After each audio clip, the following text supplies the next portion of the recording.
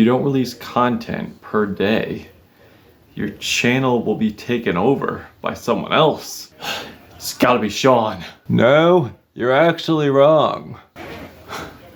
Who said that? Well, I did.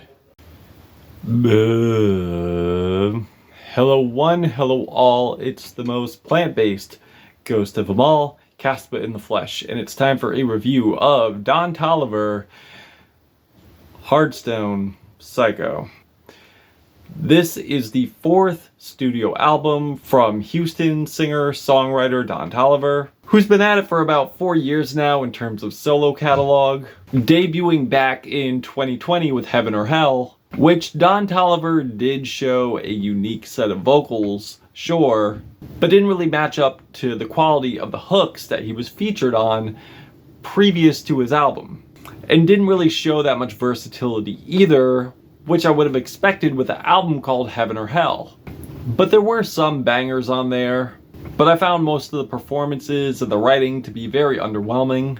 Then we had Life of a Don, which was even more of a slog than the debut, that was massively bloated with snoozers, and the highlights really came on the back end, but it was too little too late. And there's Lovesick, which did show improvement, but not by much. And I don't think there was much improvement in terms of Don's artistry. But I will say though, this time around, with Hardstone Psycho, it's definitely a stronger start, probably the strongest start to any Don Toliver album he's ever put out, where Don showcases different inflections here, most notably starting off sounding kind of like Kermit the Frog, but in a fun way, in an interesting way, like on the opener Kryptonite, with booming bass, rattling hi-hats, with these glammy guitars, that transitions into these deranged set of sound bits of people screaming in agonizing pain, sounding like they're on fire, that transitions after into this chunky nocturnal production, with these heavenly female vocal samples, where Don actually sounds very charismatic here, with half-sung, half-rap flows, and definitely a good tone setter for the album. Honestly, his best opener, I would say, by far.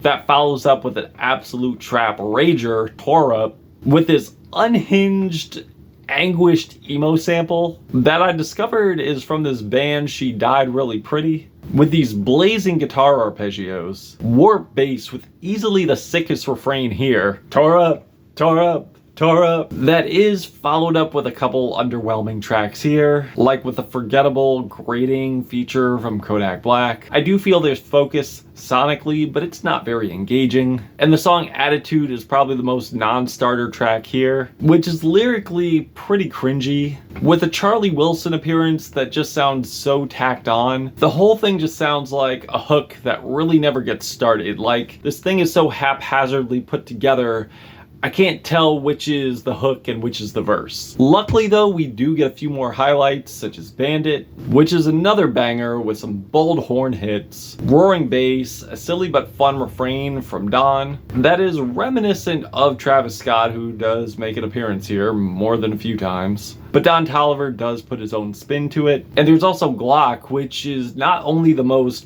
gorgeous, beautiful track on this album, but also that Don has ever laid his vocals to. Like, truly a heavenly, gorgeous, serene, mesmerizing track that in a weird way I could either hear Tupac on or I could hear the Diplomats on. I know, bear with me. It just has that it just has that ethereal beauty to it with some stillness that I feel I could just hear them on for some reason, with an enchanting Whitney Houston sample on here. And I also love how passionate and intimate Don sounds here as well. Oh my god. Unfortunately though, this is pretty much the end of the line for the bangers and the highlights in general. We honestly get a few underwhelming Travis Scott features here, and I understand for the Travis Scott fans this is a big deal due to the fact that if it wasn't for Travis Scott, Don probably wouldn't be where he is today, and how influential he is to Don Toliver,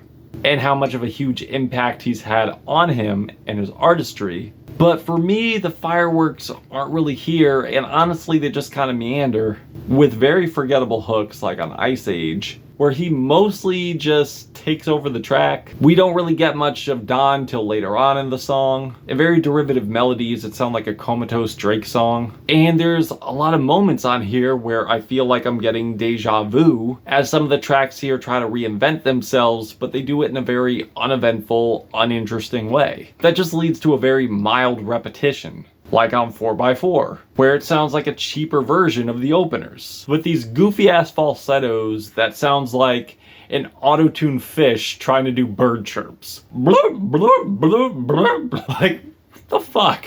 And also leads to a very poor copy of Yeet. And Jesus, the singing on here is absolutely horrendous from Travis. Like, not only is it bad in the traditional sense, but it sounds so sleepy. And also the song Purple Rain.